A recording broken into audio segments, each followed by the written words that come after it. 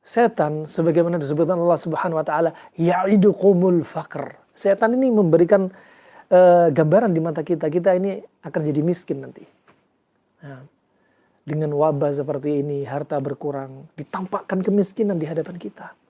Fa ini makar-makar syaitan. Nah, belum lagi yang berita ya malam-malam di daerah beberapa kota ya atau desa, pintu diketuk-ketuk jam 12:30 malam. Ini mereka pingin semakin membuat suasana mencekam dalam keadaan iman lemah, tauhid lemah. Subhanallah.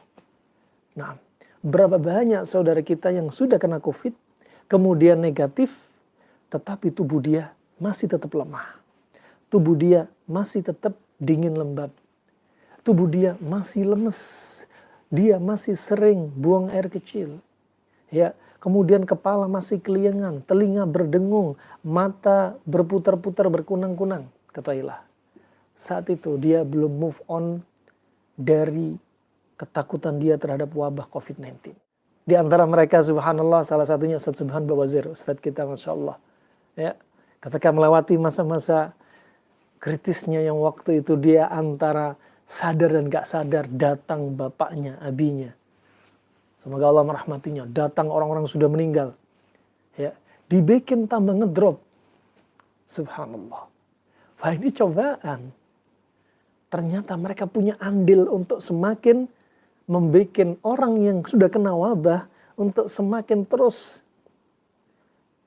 kondisinya turun sampai betul-betul ngedrop, sampai mereka akhirnya seperti nggak ada harapan hidup.